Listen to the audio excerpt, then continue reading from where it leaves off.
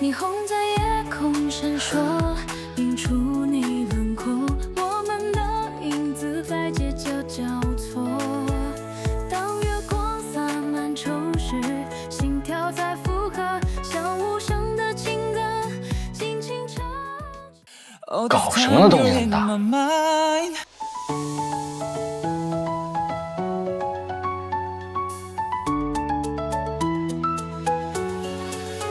霓虹在夜空闪烁，映出你轮廓，我们的影子在街角交错。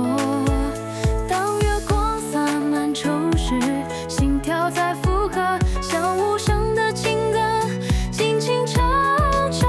我们的心跳是城市的脉搏，穿越人海寻找彼此的温热。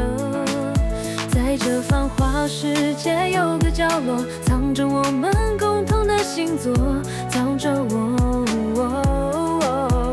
们的心跳是永恒的承诺，把星光都酿成温柔的琥珀。当黎明前最暗的时刻，掌心的温度会融化洒。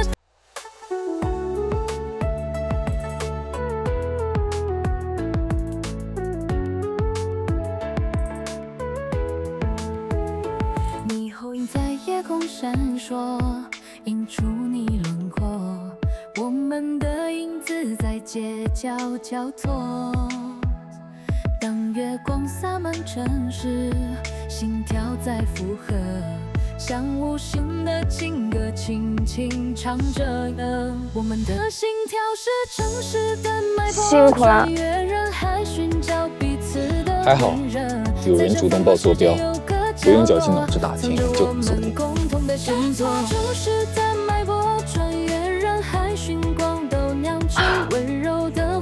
怪不得昨天你说谢谢我，原来是早有预谋。姐，那谁啊？你弟弟。对。姐，怎么会有人大半夜的跑到这里来找你？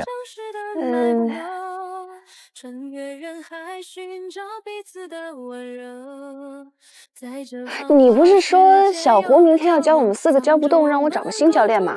这就是我找的教练，现在他来面试的。什么？你这么有效率？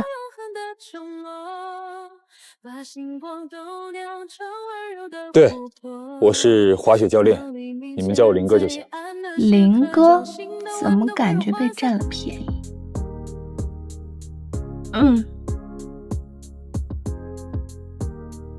人这是小雪人是什么？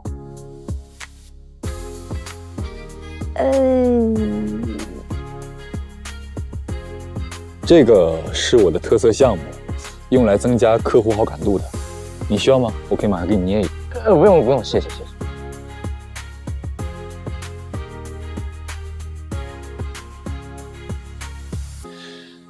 那就这么说定了。明天我来接你们去雪场，大概几点出发？等一下，不对，我只是骗江瑞玩而已，怎么把他弄成真的了？我是不是搬起石头砸自己的脚了？那个面试不合格？也不是。那是件事。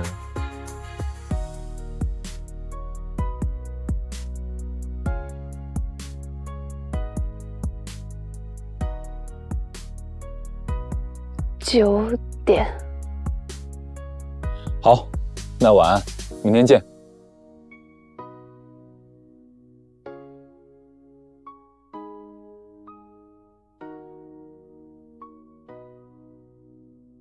那真的是教练？我总觉得好像不对。哪里不对？教练长那么帅我还以为你要说什么。听着也没有东北口音啊，不像本地人。那你也许是外地人到这里来谋职呢？哎，你这个小雪人怎么跟你昨天的照片这么像？东北不都这种打扮吗？在雪峰顶上有个餐厅，蛮不错的。我们累了可以在那儿喝个咖啡休息一下，看看风景。好主意。回来了。一入住就迫不及待的出去了，去干嘛了？找了个临时兼职。什么兼职啊？说来听听。教练，教人滑雪。这边时薪多少啊？洛叔，你提醒我了，我忘记谈薪水了。你真以为他去当教练啊？这么说，你连人家父母都见过了？没有，所以明天只是以滑雪教练的身份出现。我早知道你来长白山有目的，只是不想揭穿你，没想到这么没出息。女孩的照片可以给我看看了吧？算了，还是等我有出息吧。不给，雪场就这么点大，要是不小心遇见了，到时候我是什么反应，可就不好说了。根据我学生的水平，我的教学工作主要在中级道附近展开，跟你们高级道选手遇不上。好了，着什么急呢？早晚都能看得见。谁说不是呢？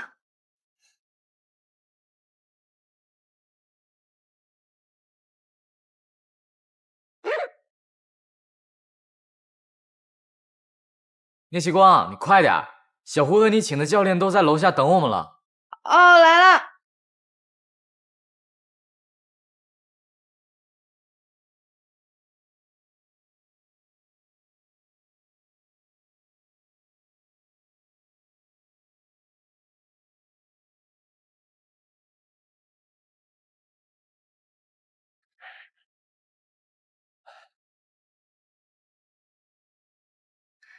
来了。哇，好美呀！给我拿着吧。好，慢点。哇，我昨天肯定脑子抽了，居然就这么让老妈和林雨森见面了。咱大家都吃过早饭了吧？吃了吃了。行，那咱们今天去滑雪，然后咱们3个大人不都没什么经验吗？咱就先去初级区那边先练一下。哎，你们还找的教练是吧？挺好挺好。早上好。这样我们1对2也更安全一点。我们找的？你姐找的，昨天晚上临时找的，我还以为她通过小胡找的。不是啊，没问我呀。我网上找的，那个微博上。啊，对，微博。其实我不是本地人，过来旅游，顺便接个活。对，我们赶紧走吧。行，那咱先上车吧。咱先去滑雪中心把东西存一下。谢谢啊。我来吧。谢谢。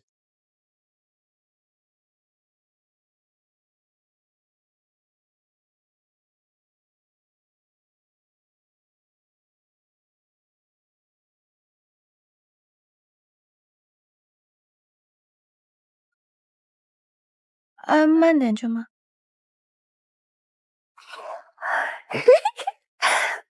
西瓜，哪儿找个这么帅气的小伙子教练啊？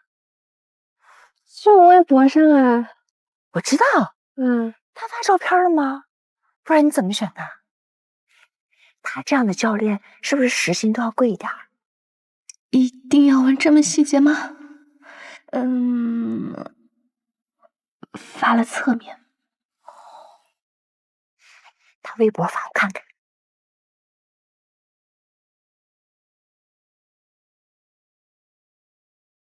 舅妈，舅舅在等我就是问问西光，咱新教练是不是今天都跟着我们？时薪怎么算的？之前在网上跟小聂说好，看教学质量再给钱，教不会就算了。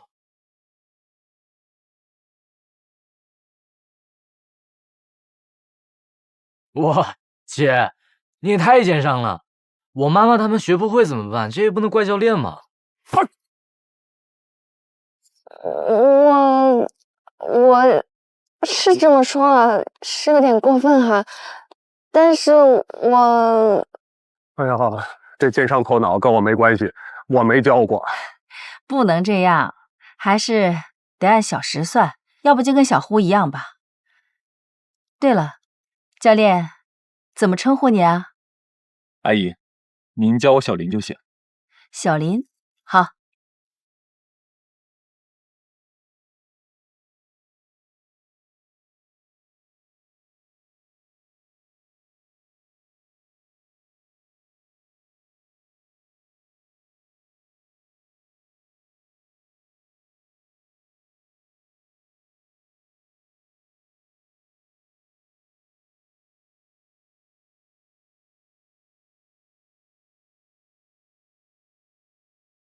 那个，咱们先把这个最基础的东西学一学吧。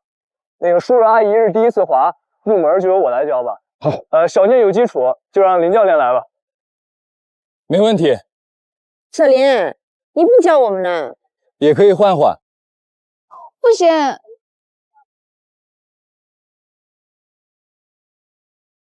这毕竟是网上找的，我怕他教学经验不足。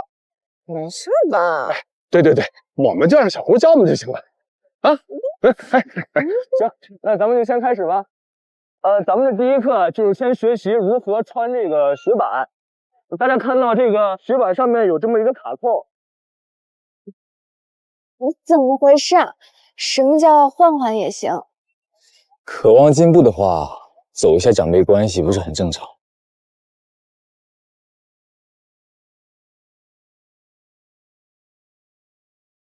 我有个想法啊，你看要不要等一下1个小时之后，你突然说有急事离开，然后从此消失在茫茫雪海？我是被白雪埋葬了吗？当然不是。本来也不是不行，反正教课也没工资。但是阿姨刚刚跟我说要给我算时薪，我舍不得走。小宁，我们也开始吧。你先滑一遍，我看看有没有问题。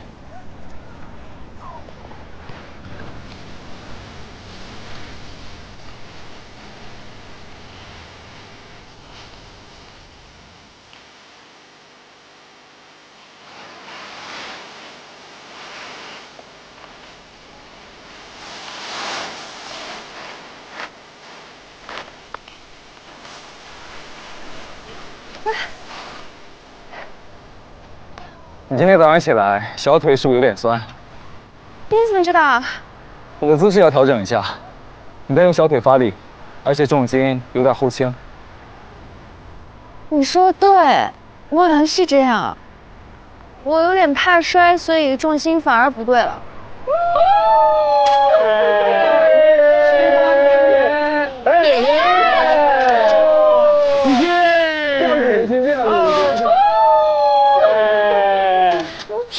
这姿势摆的跟这部喜马拉雅山似的。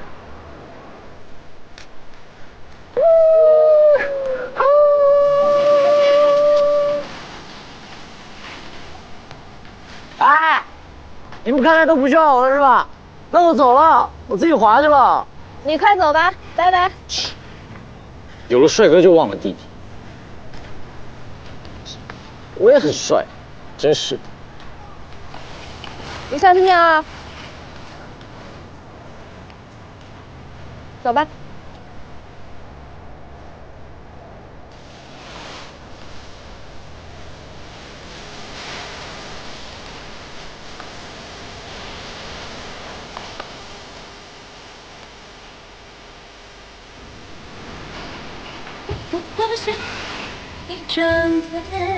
让我再靠近你一点点，每次说晚安之前。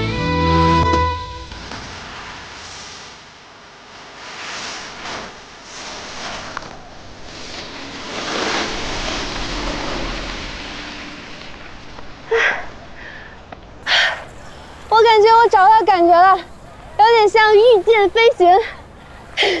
那我们上初级道试试。要不我还是再练2圈吧。我不想当鱼雷。虽然以前滑过初级道，但是我早就忘了。而且我记得每次下缆车的时候，我都要摔跤的。这边的初级道我没滑过，我先去试试坡度和血况，你自己在这里先休息一会儿。好，注意安全。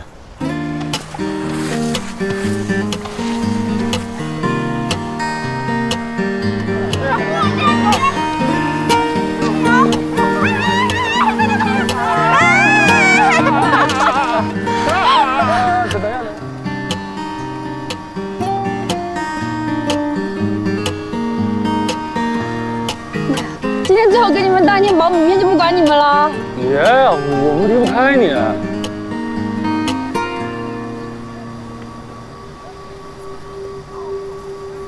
张旭，你学长姐姐好像在前面，就是昨天帮我们拍照那个妹子。她长得很甜啊，怎么一个人？要不要喊她过来一起玩？你别想了，人家有男朋友，是吧，张旭？是。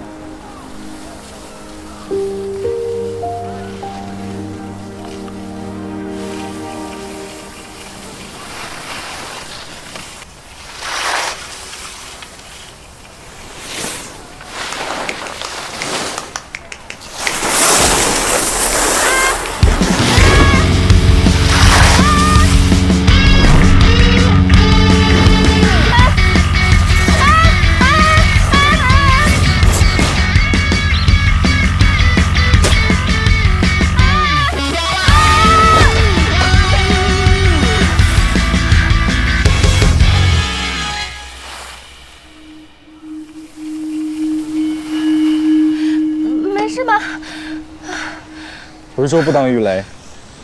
我没有撞坏你吧？你撞我就算了，怎么还攻击我？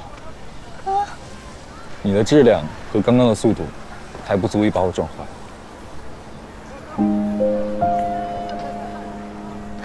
奇怪的虚荣心。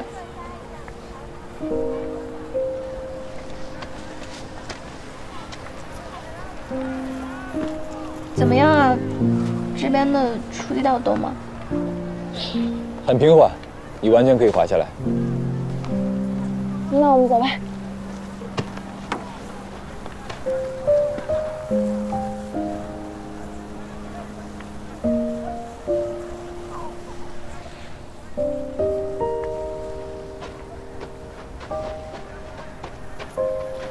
你看，人家有男朋友陪着，还是大帅哥。你这话说的，好像没有什么企图一样。不过，觉得不像啊。你看别的情侣，都手拉手，恨不得每分钟黏在一起。怎么不像了？你问张旭啊，平时难道一定要那么例外吗？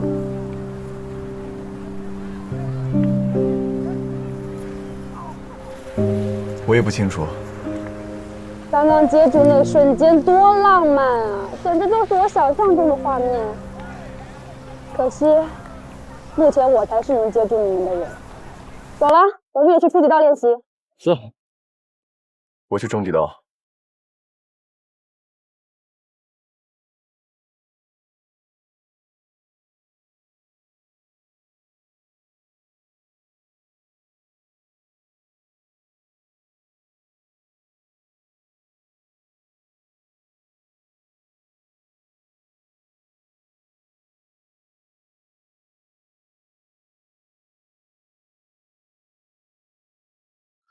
重心前倾，正常向前滑行，别怕，我会在旁边看着你。哎哎，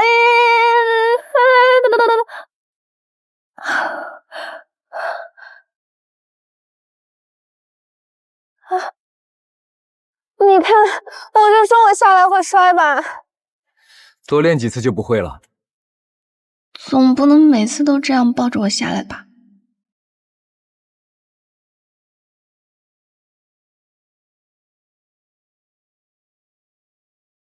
别怕，和魔毯没什么区别。只是御剑飞行时间长了点，我会在你旁边看着你。出发。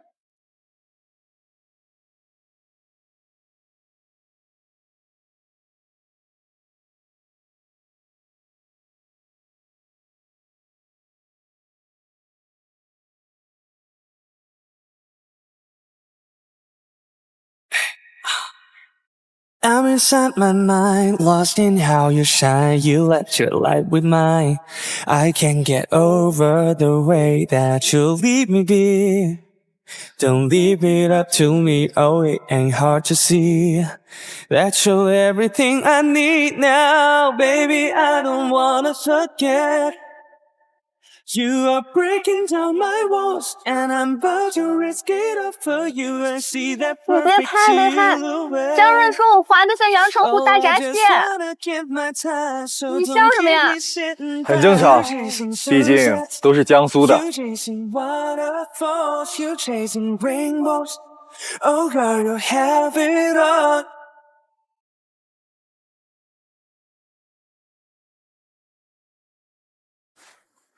看到了吧？我们在终极道上滑了半天，你看到雨森了吗？没看到。哎呀，我们肯定被这臭小子给骗了。要不要再去别的地方找找？不找了，晚上找他算账。不爱姐，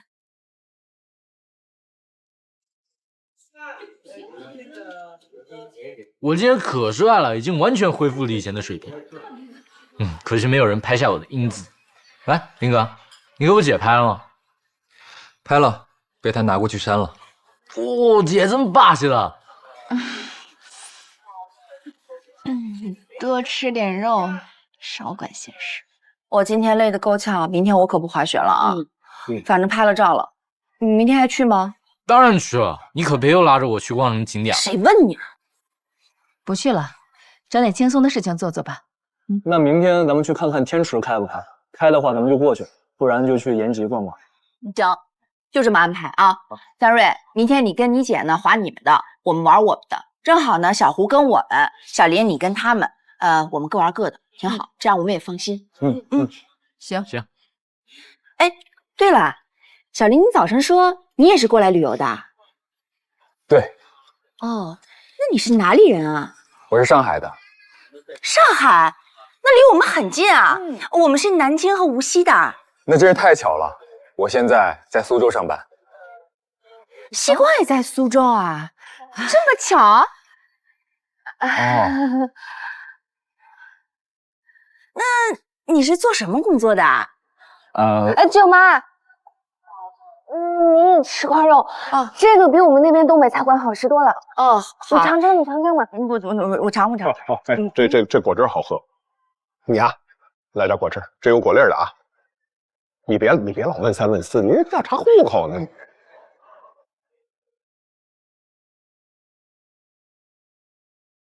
哇！铁锅炖大鹅可以吃了，请搬药。可以了哈。家，好。有份事。哎伟，滑梯不错，你去滑吧。啊，别了，我都多大岁数了，真是。这跟岁数有什么关系啊？那个冰雕不错，拍张照片。这儿，咱们得留个纪念啊！快去，摆个造型啊！这儿行吗？来，可以，1、2、3，换一个姿势。老骆啊，你看那个人，谁在里面？臭小子，总算让我逮到了。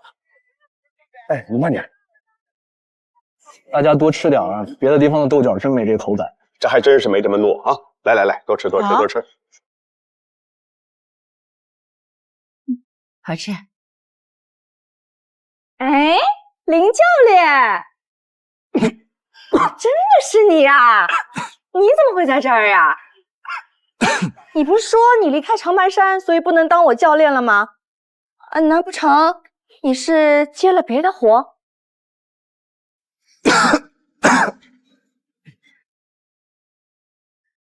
林雨森又不是真的教练，肯定不会接别的活。那这个阿姨难道是？帮我教练的。林教练啊，你得跟我解释解释，是不是别人给的薪水比我高啊？妈，罗叔，这回我可帮不了你啊！你妈今天在中街道找了你半天。小莲，这是叔叔阿姨，这是我妈和洛叔，他在跟大家开玩笑。哦，没事。原来如此啊，妈，洛叔，这是我同事西光和他妈妈、舅舅一家，这是导游小胡，你好。啊，你们好。同事。姐，你骗我哈！你就把我这么活生生的卖了？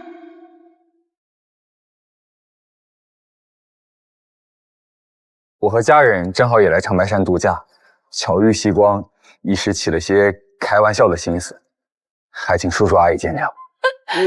没事没事。哎，你们年轻人话头多啊！雨森，那你们慢慢吃，我们就不打扰了啊。盛小姐，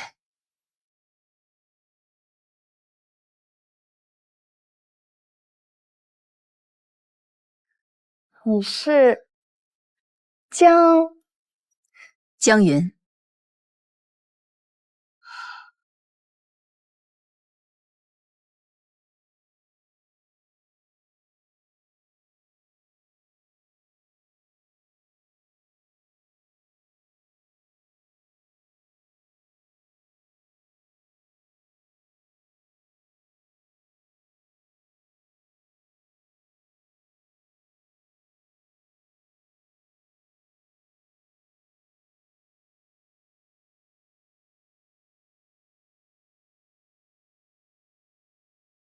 你是自己说还是我们问？说什么啊？就是我上司，然后正好来长白山玩嘛，就开了个玩笑。刚刚吃饭的时候都说了呀。哦，他就是你说的那个上司啊？你知道？哎，我什么都不知道。许光，我要问你啊，他是不是在追你？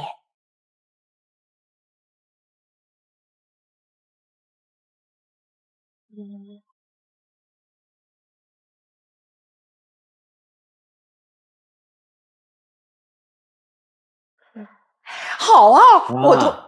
你怎么这样啊？你之前还跟我们说谈恋爱要多留几个心眼，多接触一阵子，这会又变。我这不是看他条件难得吗？这小林啊，个人条件看着是不错，人也和气，就是这个家庭背景啊太复杂了。怎么复杂了？不就是盛先民的外孙吗？不是这么简单。西光，你对他家的事儿了解多少？我只知道他爸爸很早过世了，妈妈常年居住在国外，其他的我不清楚。你见过小林的爸爸吧？见过，很多年前在上海的一个商界酒会上，那会儿我跟西光爸爸还在创业，找了关系才混进去的，被人介绍着认识了盛小姐和林总，可惜后来交往不多，没过几年就听说林总出事了。这我怎么没听你们说过？小林的爸爸怎么出事的？这就得从头说起了。本来呢，这别人家的事儿也不好多说。不过西光若是以后真和人家谈了恋爱，这还是要知道一些。今天呢，你们也都见到盛小姐了，她的名字很特别，叫盛为爱。看名字啊，就知道她当年呢是集万千宠爱于一身的掌上明珠。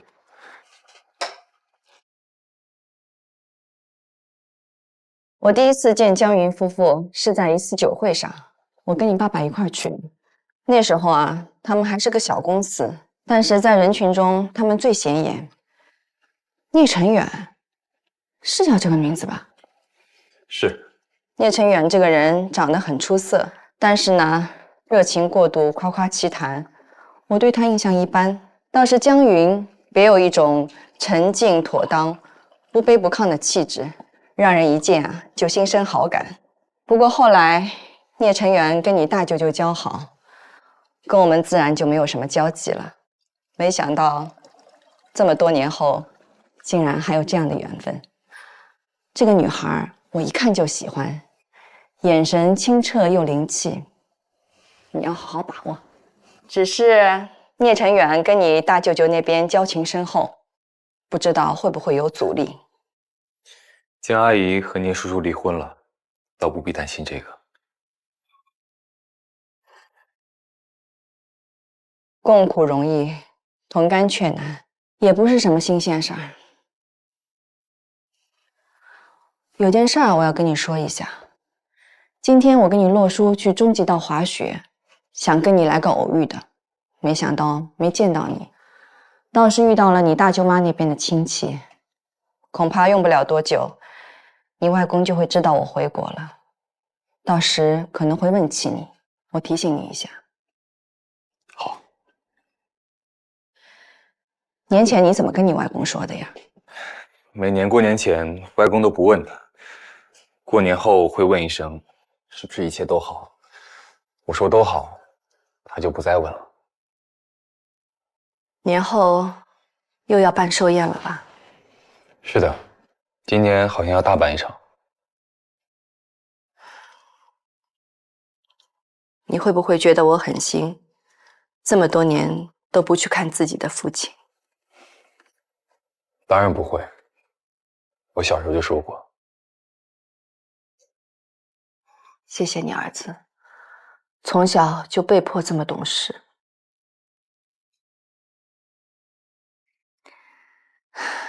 你终于也要谈恋爱了，顺利的话，马上就会有自己的小家庭。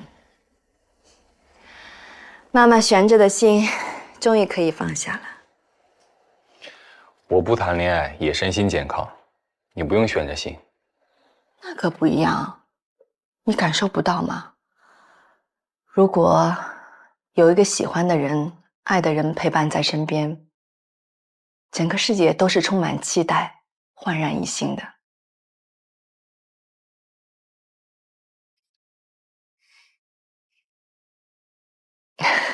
我好像从来没有跟你说过我跟你爸爸年轻时候的故事，想听吗？当然。那时候其实是我主动追的你爸爸。我知道。你怎么会知道？好像很小很小的时候，爸爸悄悄跟我说过，我有点印象。他悄悄跟你说过呀？那他肯定没有跟你说过。其实一开始他是拒绝我的，还拒绝了很多次，我都快要放弃了。可有一天下大雨，我摔了一跤，那天的雨下得好大，我都看不到几米以外的人，他跟我隔着得有20-30米远，就这么冲了过来。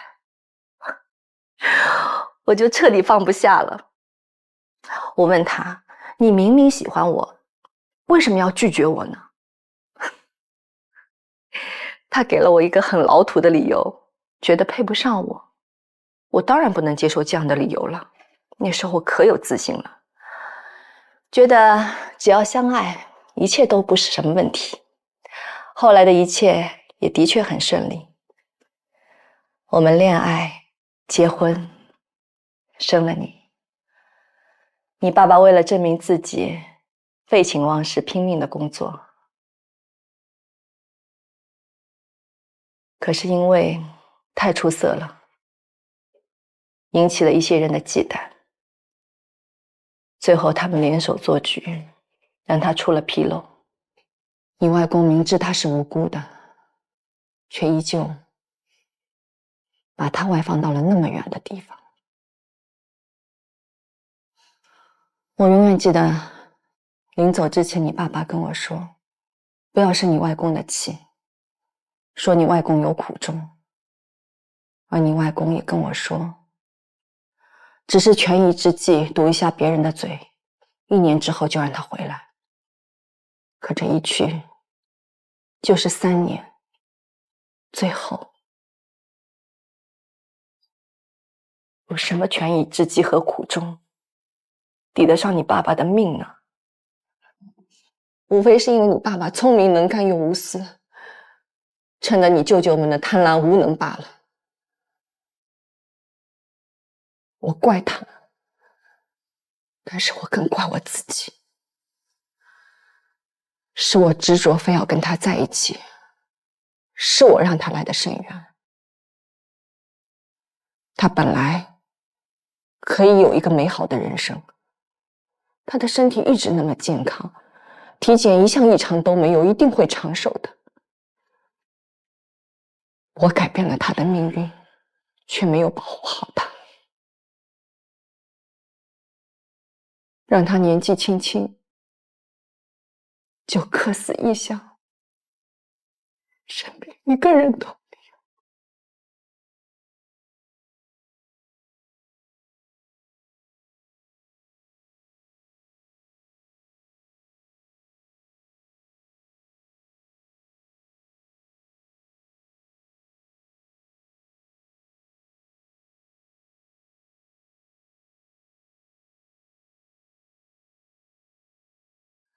可他们都是我的亲人，我能做什么呢？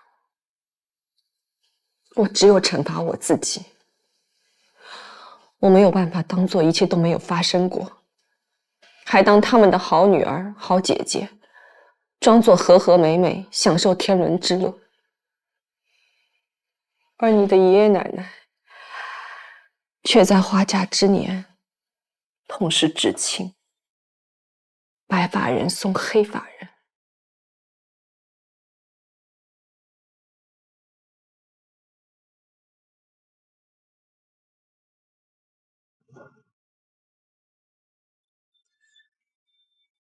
妈，你不该把责任都揽在自己身上，起码爷爷奶奶从来没有怪过你。我知道，所以那会儿我想逃避一切，想要带你走，最后还是把你留给了你爷爷奶奶。我也对不起你，我不是一个坚强的母亲。没有，你会每天都给我打电话，打得我都烦了。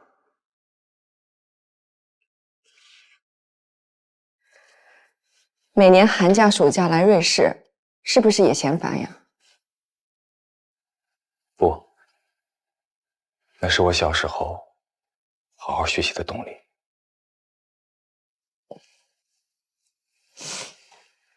妈妈但愿你永远不要知道那些事情。所以你小时候也没有限制跟你外公来往。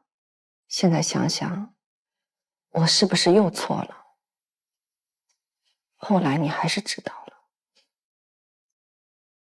你的内心一定很煎熬。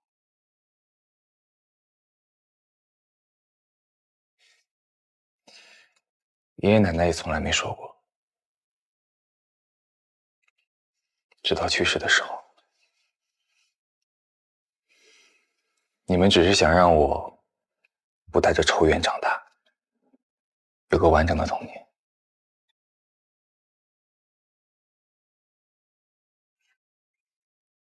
谢谢你，儿子。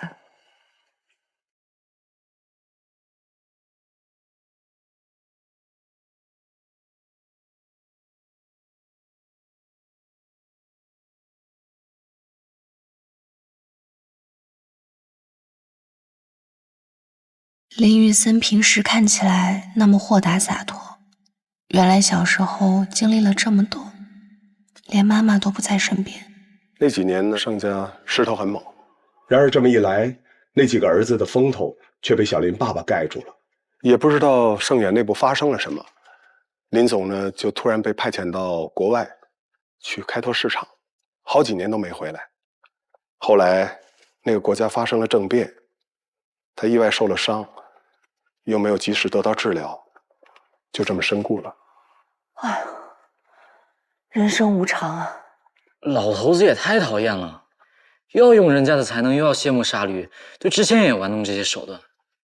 这结果肯定也不是他想要的。可是是他直接导致的呀。盛小姐大概也是这么想的。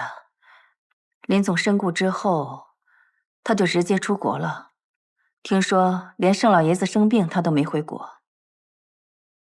小林也跟着出国了？听说留在国内陪爷爷奶奶了。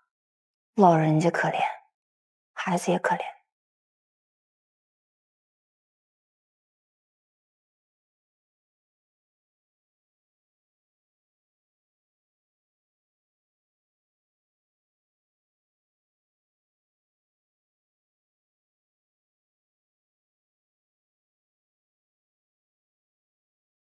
还没等到结账你就暴露身份，你没钱拿了。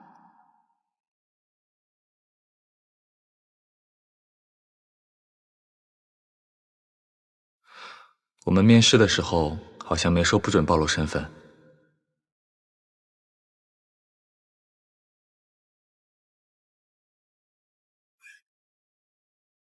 现在加上，你真的很过分，都不跟我沟通下就自爆。我怕我再不坦白从宽，你妈妈会扣我分。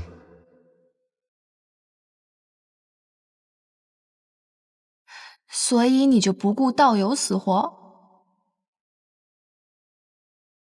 我道友让我上岗当教练的时候，也没通知我。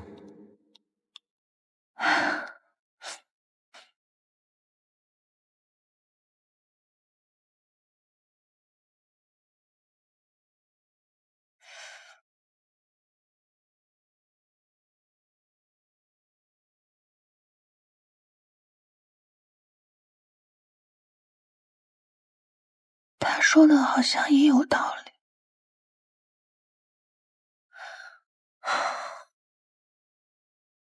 什么时候开始，我和他这么不讲道理了？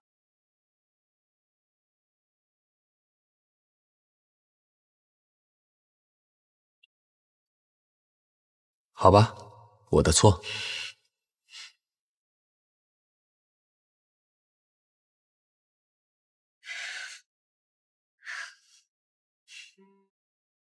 就是嘛，你居然敢反驳我！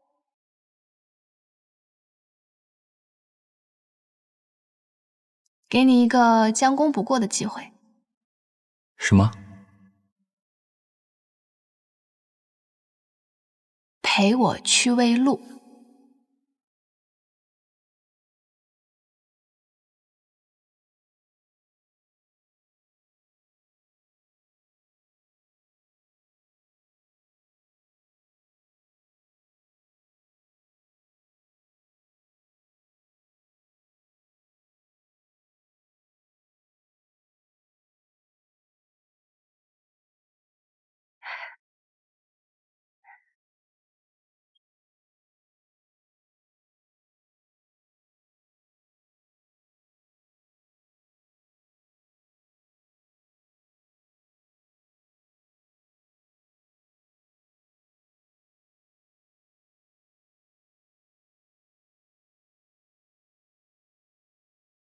哎，路滑别跑！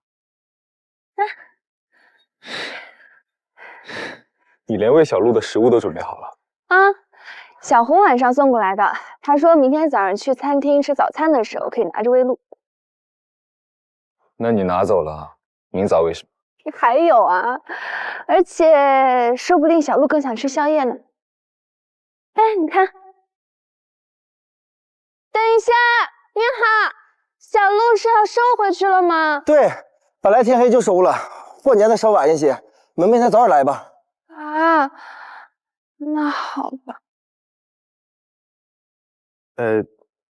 他好像想吃夜宵，我们能不能喂一块？行，你们胖子头啊是最馋的了。怎么喂啊？等一下。这样？好，对。哎呀，哎哎呀哎呀！小心小心！他的脚好漂亮，这是什么鹿啊？这叫驯鹿。驯鹿。你要带我一块儿？这样。好。对。哎呀哎呀哎呀！小心小心！哎，你摸摸。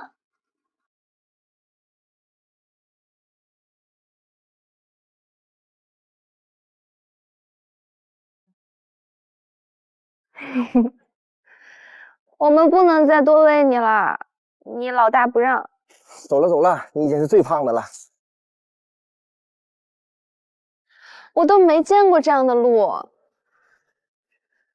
你没去过动物园吗？好像很小的时候，我就在动物园见过。我当然去过动物园，但是我好像没去见过鹿。我每次都直奔大熊猫，可恶，大熊猫每次都给我看屁股。那现在鹿跑了，我们怎么办？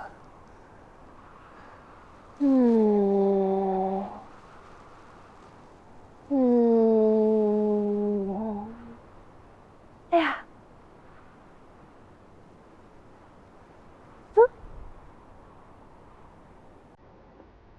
我们放烟花吧。但是有一个事情你要先去做，去问人借个打火机。好，等会儿。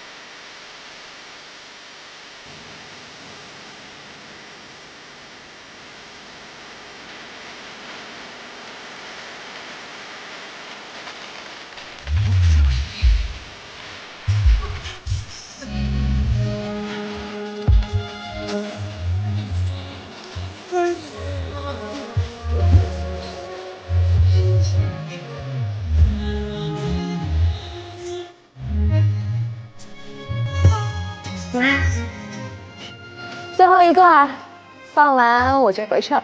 这些就是你今天的工资哦，以后可不要说我欠你钱。这是天价烟花吗？怎么了？不可以呀？烟花虽然不贵，但是我可是顶着零下20度的温度和你一起放的，难道没有附加价值？太有了。难道你不开心？开心。那不就好了？快把这个烟花放了吧，我要回去了。走吧，我送你回去。烟花呢？你不放了吗？你不说这是我的工资，当然由我做主。我决定带头去留作纪念。你等等我。哎呀！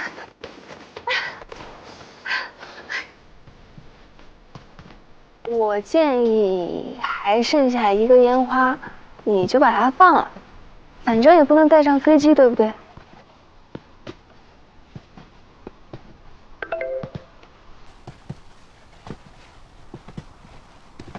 聂继光，你人呢？你不会溜出去找那谁了吧？大人的事情你少管。不是，那我的烟花我能管吗？白天骗我的事我还没跟你算账呢，你晚上还偷我烟花，现在出去都不带我了，形势越来越恶劣了。不行，你跟你那个上司说，明天我要向他发起挑战。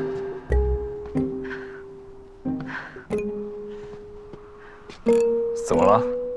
你自己看。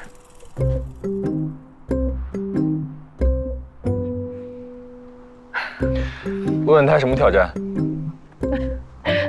好。他问你什么挑战？果然跟别人跑出去了。追逐赛，明天高级道见。可以，我接线了。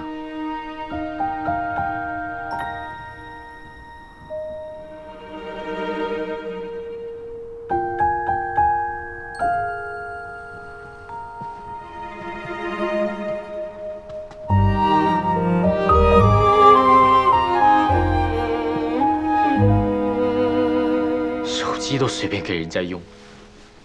啊，我没出息的姐姐啊！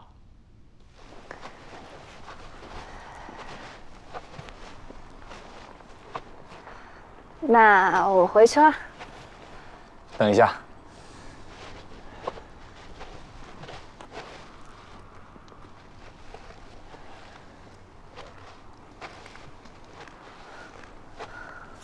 早上等你的时候捏的，人多不好意思给你。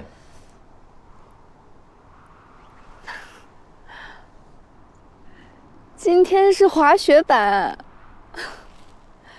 你的手真的很巧哎。可能在精细活上有点天赋。啊。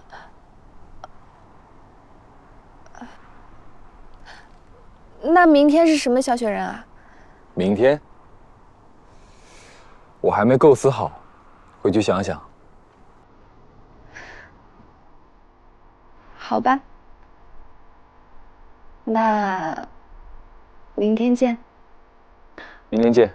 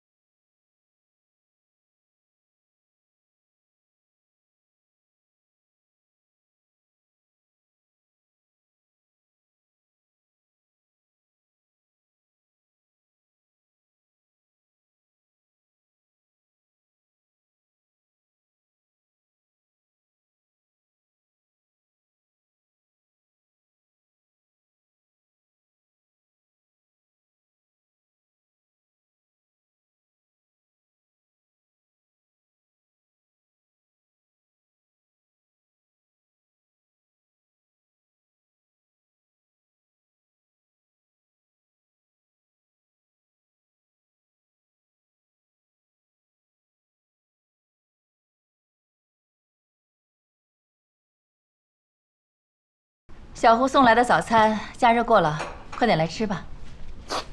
老早就出去了，是要跟小林去比赛，我让他们悠着点。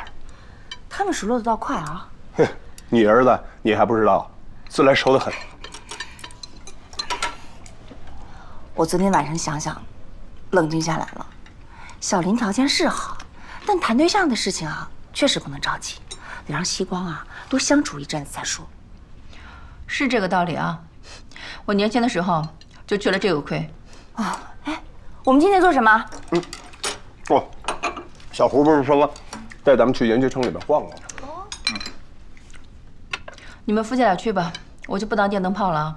我在酒店附近走走。下午，盛小姐还约了我去雪屋喝茶。哦。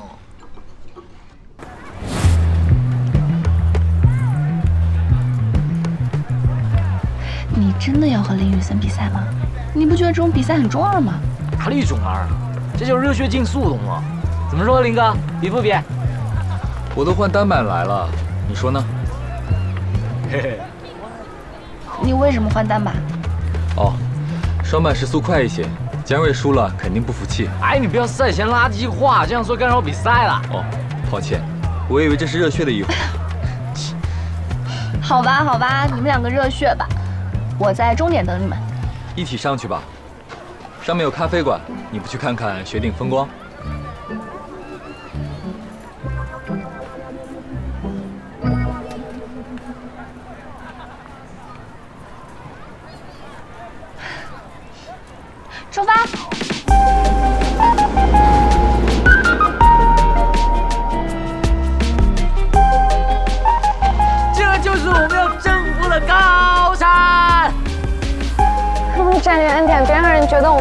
谢谢。姐，我们去那边咖啡馆坐。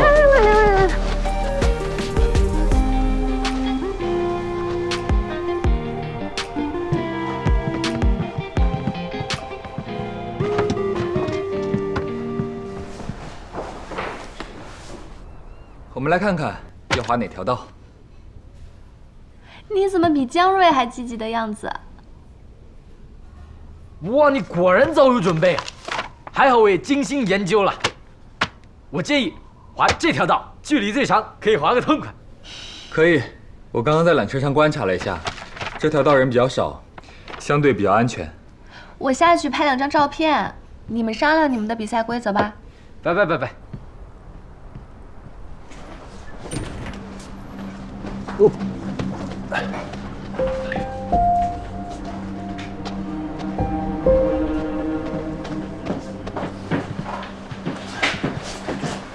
要喝点什么？我就不喝咖啡了，来瓶电解质饮料，快速充个电。我也一样。好。先给我。一会儿划这条的时候呢，到这里一定要减速，注意一下，因为这里有个陡坡，如果不减速的话会很危险。减什么速啊？歘一下下来不就完事儿了？这景色真不错啊！想想怎么下去吧，非要瞄了一眼，大不了坐缆车喽。那就决定了，就划这条道，先到的赢啊！可以，不过也说好了，安全第一，比赛第二，划出自己的水平即可，不要为了赢无限提升速度。啊，那当然，我宝贵的生命才刚刚开始呢，才不想去骨科呢。不过要是你输了，就自动放弃追我姐吧。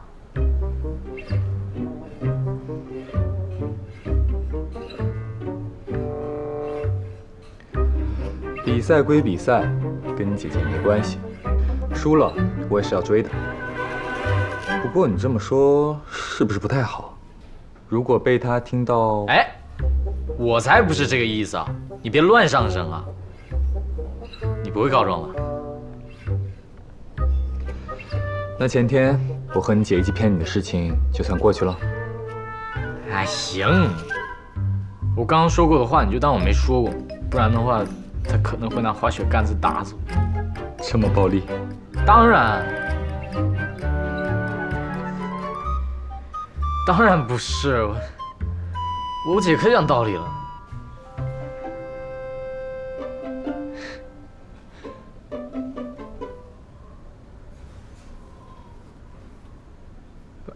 哇，你这滑雪板子图案好特别啊，这从来没见过，好像要签名。对，我妈帮我定制的。你喜欢的话，我可以帮你订一个。哎，你不要试图收买我。在你成为我姐正牌男朋友之前，我不会收你任何礼物的。立场这么坚定啊？就是立场不坚定才不敢收啊。走吧，出发。走。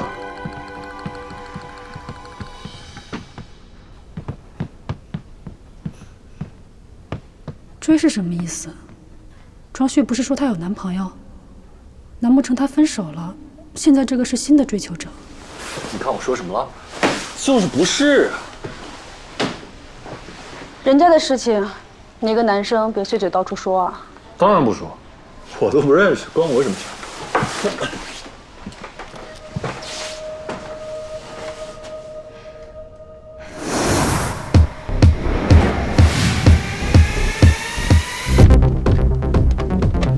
我喊3、2、1，出发！你们一起滑，注意安全啊！安全第一。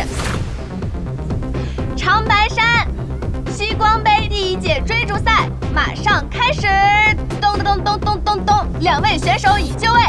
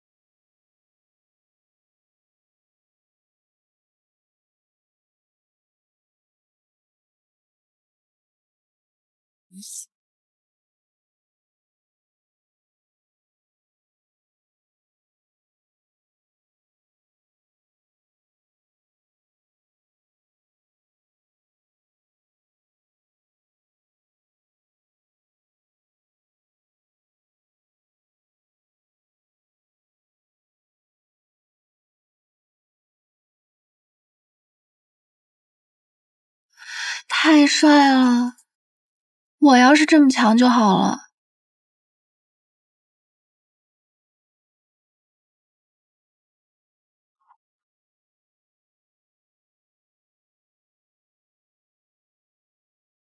林雨森，你们谁赢了？啊，就差一点点，险胜。好吧，其实还是有点差距的，但是毕竟我高中3年都没滑嘛，等我恢复一下再战。随时恭候。我刚给你们拍到了一点点视频，真的太帅了，你看。哦，我决定了，我也要上高级道。你先把初级道彻底征服了吧，然后征服中级道，别一口气想吃成胖子，结果到时候走下来妨碍大家滑雪。你好好说话啊，姐，你打我，王菲为你说好话啊？怎么听起来你像说我坏话了？哎，没有，我就是说你充满张姐风格嘛。最好是没有。而且我又没说这次就上高级道，我肯定要慢慢来嘛。好了，我不跟你们说了，你们去你们高级道玩吧，我去拿板子去初级道练了。我和你一起去。不要，你自己滑自己的。耶，你不会生气了吧？生气你个头！你们有高级道的水平，陪我去滑初级道，肯定没有什么乐趣啊。所以我说分开行动。哦，那的确没什么意思，太缓人又多拉不起速。那就这么决定啦，我们各玩各的，中午集合一起吃午饭。明天我跟你分开滑，今天我还是和你一起。不要。你的心意我领了，但是我的教学计划不能乱。什么教学计划？下午带你上中级道。那好吧。黏糊。干嘛？你干嘛呀？神神秘秘的。你这次谈恋爱要有些技巧，懂不懂？不能跟以前似的。等一下，我们还没有谈。啊，我知道，就是说跟男生相处不能太实诚，要有技巧。啊，你恋爱都没谈过，还来教我？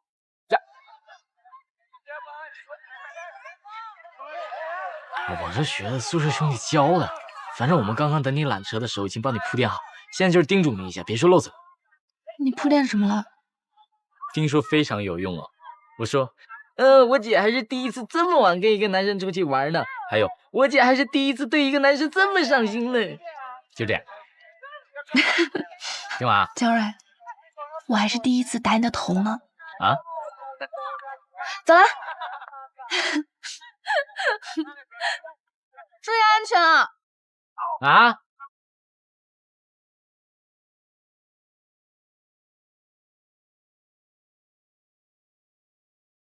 不用太紧张，这边中级道不算陡。没紧张。今天早上的比赛，我是不是应该让一下姜蕊？当然不能让了。我对这个倒没什么胜负心，滑在他前面的时候考虑不已顺，不过一想到你给这个比赛取了名，我就立刻放弃了这个念头。西光杯，我当然不能让。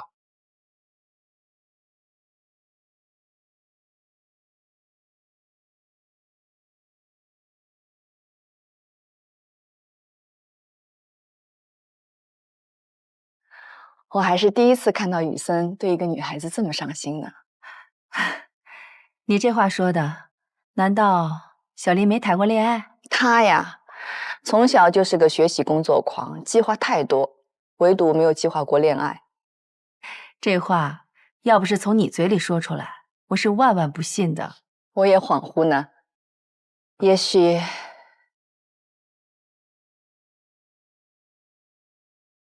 是受到家庭影响吧。他孤身一个人惯了。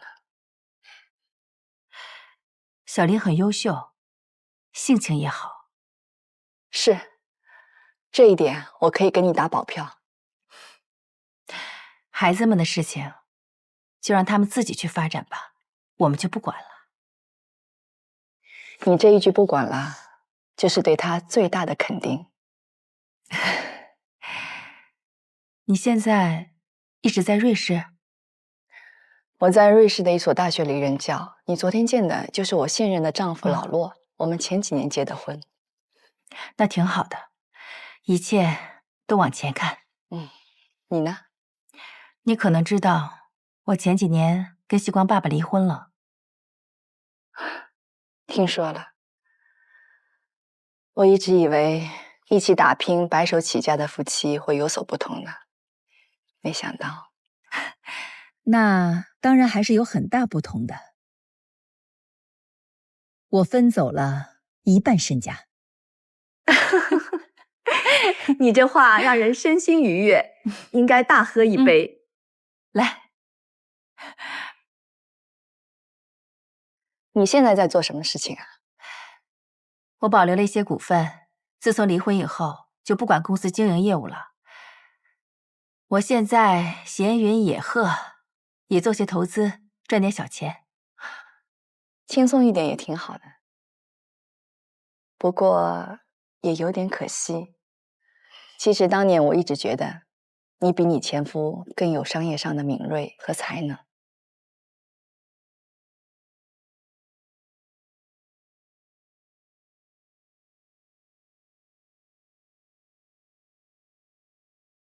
海滨转弯中，我们会把雪板的板刃从头到尾都非常牢固地嵌进雪里，这样雪板在滑行的时候不会打滑。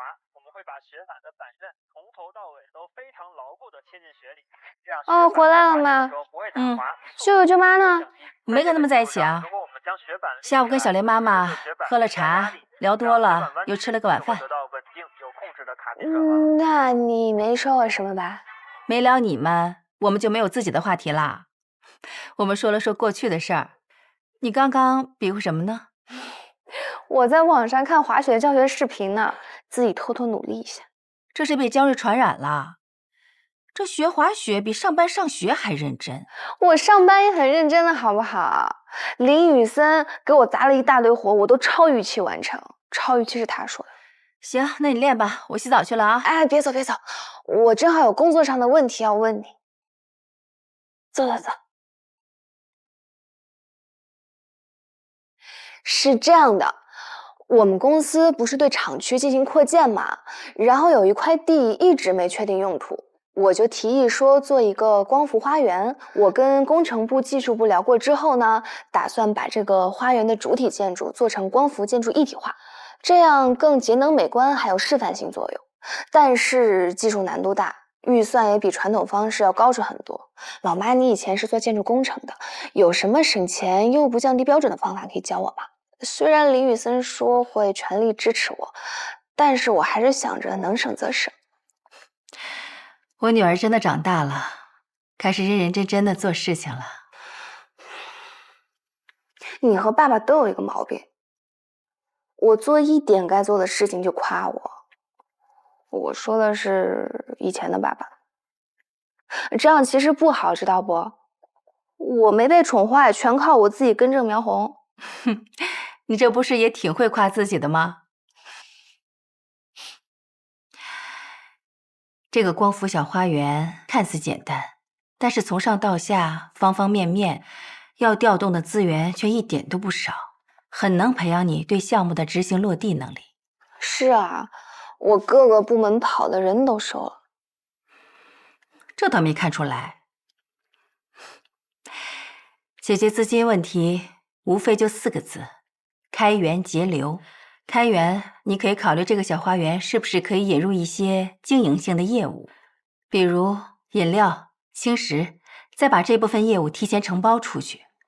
如果你们的光伏建筑代表了先进理念，有示范性作用，你还可以从政策的角度出发，看看有没有口子可以申请政府的补贴。